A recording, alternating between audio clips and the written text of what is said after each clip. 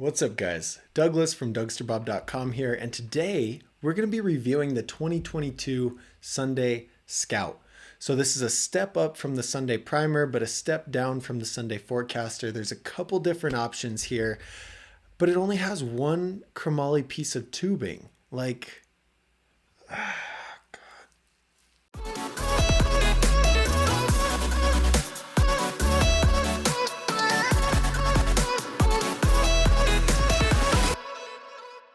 All right, so the Sunday Scout comes in two different top tube size options and four different color options.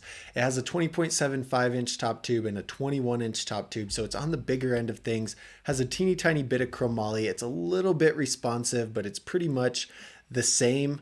There's only one piece that is actually responsive technically, and we'll talk about that in the geometry section.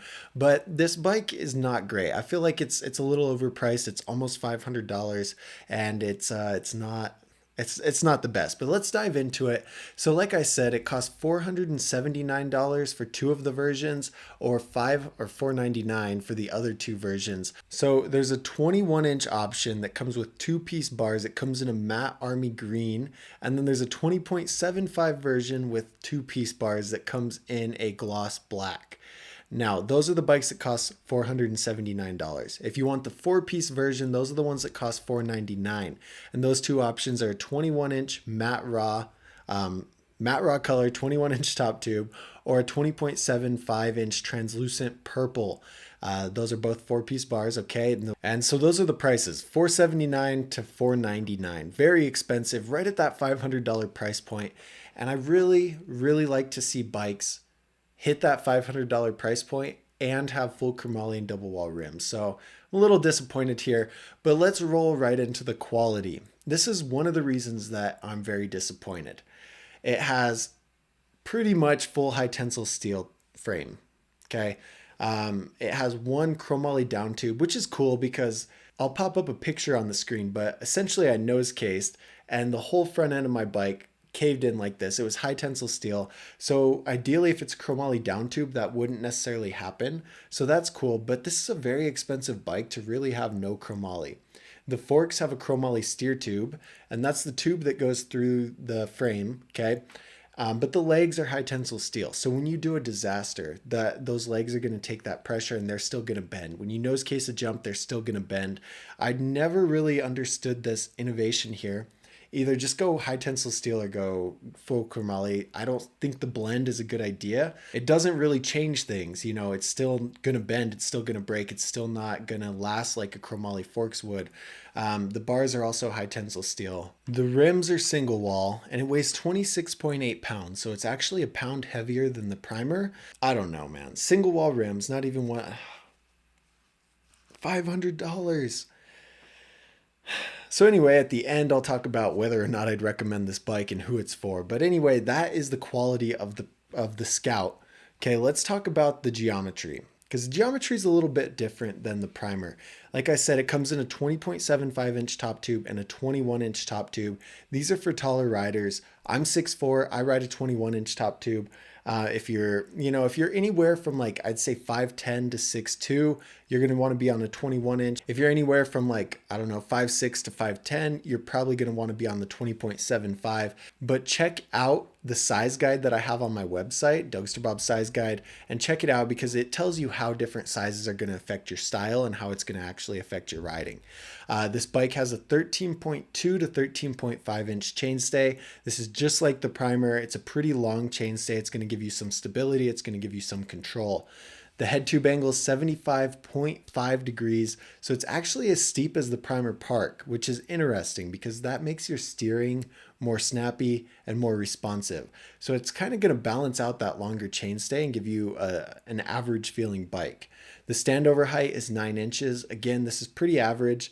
The park versions are down 7.75 inches. So this 9 inch is going to give you more bike to pinch when you're doing toboggans or bar spins, and it gives you a little bit more stability, but not much. So let's talk about the Dougster Bob scores. This is a scoring system that I developed to help me rank every single BMX bike at how good they are in different aspects. So how good is it at street, park, dirt? How good's the quality? And then what's the overall score? So we're going to look at the Scout, but if you want this score sheet, you can get access to the 80 plus bikes that I've done this for, and then see which bikes are good for street, which bikes are good for park, blah, blah, blah, blah, blah. So click the link in the description, fill out your email, and you can get that sent to you. Otherwise, let's talk about the Scout scores. So I'm going to look at it right here. We've got a 2.25 for the street section. We're going to round this down to a 2. The reason it got a 2 is it doesn't have pegs, it doesn't have hub guards. The quality just isn't strong enough to withstand big drops and big gaps. It's okay, it's a little bit better than the primer, but it's still not good enough to be like Sean Burns type street riding. You know what I mean? And you can't grind rails because there's no pegs. So granted, you can buy pegs, but it doesn't come with pegs out of the box. Now for park, we got a 3.67. We're going to round this up to a 4 because it's a little bit responsive. Like I said, the head tube angle is a little bit more responsive. The tires are a little bit better than the primer. It's going to be a teeny bit better for park than the blueprint or the primer. Not the primer park, but the blueprint or the primer. But it's still not the best. Like a 3 or 4 is not that good. In dirt, it also got a 3.67. So we're just going to round that up to a 4. This is because of the longer chainstay. The tires are a little bit better. Now, it's not the best. It's not designed for dirt. It's not designed for park, and it's not designed for street. It's almost really well-rounded in that aspect, just on the lower end of things. You can upgrade it to be more dirt specific. We want to look for dirt specific gearing. So like a 30-10 gear ratio, really good dirt tires, big geometry, mellow head tube angle, things like that for riding dirt, and it just doesn't really have that. So that's why it scored a 4. So this is a little nudge in quality. It got a 1.75, or we're going to round it up to a 2. So far, the primer and the blueprint only got a 1. So this is just a tiny bit better, and this is because of that chromoly down tube that we talked about. It's not the best, and the forks being a little bit of chromoly. So that's why I got that tiny jump in quality. But again, a 2 out of 10 is really bad, especially for a $500 bike. So the Scout got a 3.67 for the Dougster Bob score.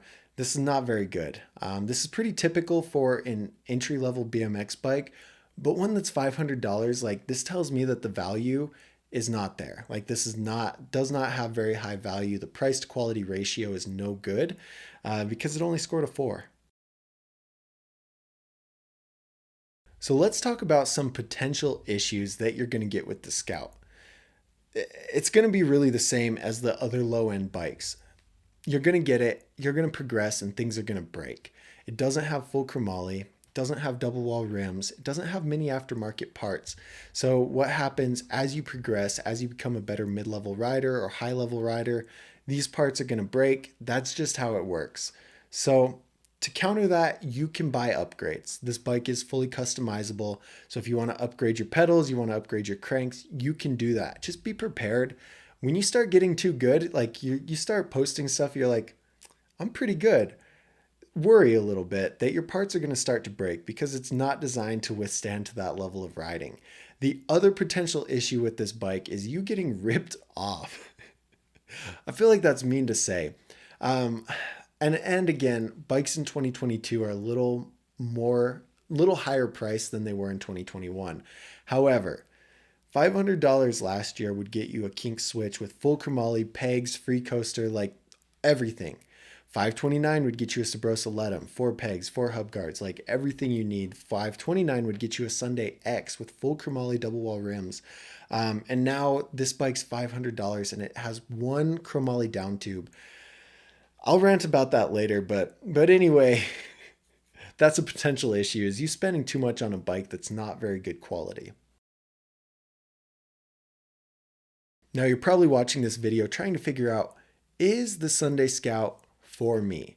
And generally I have a good story for somebody, to describe who this bike is for. And the only thing I can say is it's going to be for a taller rider who's getting back into the sport. So if you're around that 6-foot area, you're not new to the sport, like you've ridden way back and you're getting back into it and you have a limited bag of tricks, this would be an okay choice for you. But the Forecaster this year is full chromoly and it's just a little bit more expensive. So I'm going to say save your money and get something different.